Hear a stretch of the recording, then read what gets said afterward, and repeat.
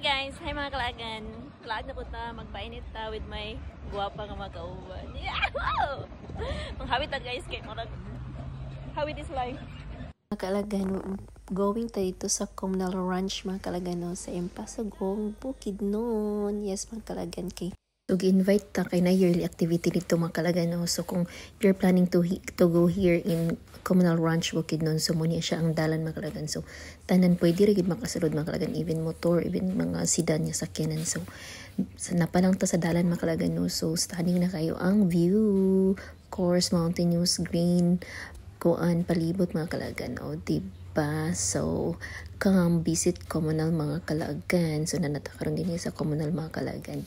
Yes, na nakakaboy hat pud ta mga kalagan no, kay para perfect jud kayo. So here the communal ranch is declared provincial ecotourism spot by Attorney Beltran. Yes mga kalagan. So kung magplano mo nga dinhi, you can wear your cowboy attire po mga kalagan. It's all worth it mga kalagan. So of course, kay communal ranch man, rancho gani mga kalagan. So, naagidagang baka mga kalagan. So, din himbudtaan nga side sa mga baka mga kalagan. Kaya mag-picture-picture po tali ni mga kalagan. Yes, mga kalagan. So, usually, magod kini sila mga kalagan kay nakaspread ni siya throughout the communal ranch. But this time, kay naman sila activity ang mga baka char bitaw. Naay ka ng kuan, ipahigayon nga kanang kuan sila mga kalagan. That's why nagtapok sila karon din sa isa ka pen, and it's our opportunity para maka-picture-picture kita din mga kalagan, maka-posing-posing ta. Later on atong i-wear atong boots para perfect atong attiration mga kalagan, o diba? So daghan kay sila mga kalagan.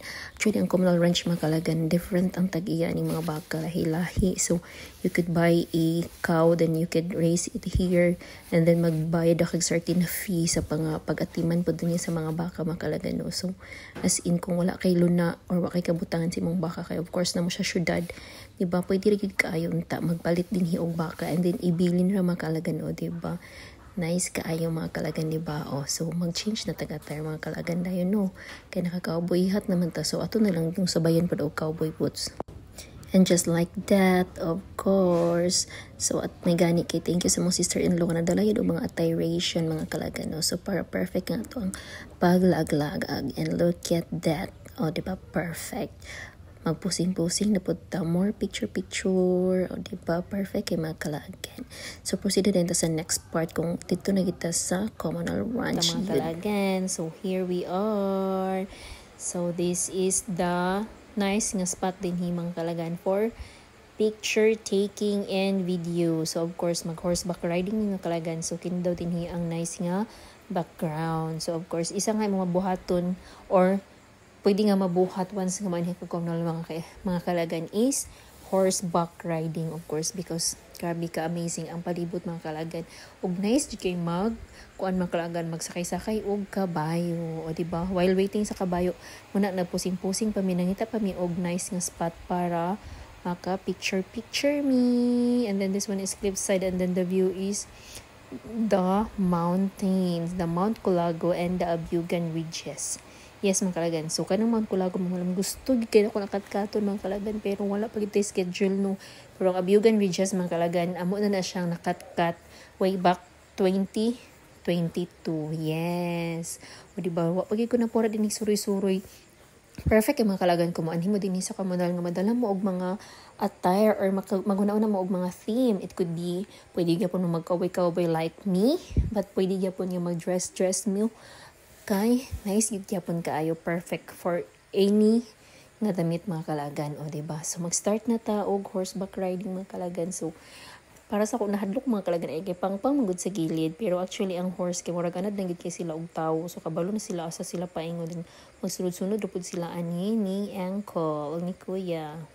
So human sa horseback riding mga kalagan, so paingon ta dinhi sa ilahang dinhiyas mga kalagan dinhi sa ilang murag center nga lake. Pero man-made mo ni siya makalagan. Di ni siya kakahobsan din pero perfect kay siya, as in perfect combination kaysa sa nature, sa palibot. Yeah. So dito na pa rin ta kay mag-emote-emote na pud ta. Oh, look at that. So nangita pa mi ka parkingan ani mga kalagan, no. So paingon mi atong ilahang house din or pud sila store din mga kalagan. Yeah. So din mi mag-park. And look at that. Look at the view mga kalagan. It's very giving. Nice kay mag-emote ni mga kalagan. Actually, di ka sumhan. Bisa kapila na misigan hindi ni og komunal mga kalagan. Di dyo ka sumhan og pusing-pusing. Di dyo ka sumhan mag-emote. Di ka sumhan sa nature. As in, nga bisan mi tog layo ni mga kalagan. Daghan jud ang laag ni and pinaka the best pud ni nga laagan dinhi sa Bukidnon mga kalagan. So once nga kung kamo di mo taga Bukidnon, once nga mo laag mo di sa Bukidnon, apila yun sa lista ang Communal Ranch. Yes. Muna inyong auntie nag-emote-emote na po din mga kalagan, no? O, diba? Mga ganyan, the best mangita din his emote-emote. Yes, mga kalagan. Atong hunahuna na itong mga utang. So, kay human naman taog picture-picture and video-video mga kalagan. So, manguli na weekdays kini mga kalagan ha, pero daghan yung kay galaag din even from other places, from Luzon, from Visayas, kay just to visit this communal, and it's worth the travel mga kalagan. Yes, you must try it mga kalagan. Yehey! So, maorata mga kalagan, human na atong paglaglag o pagpainit aning dapita. So, next time na po. Bye!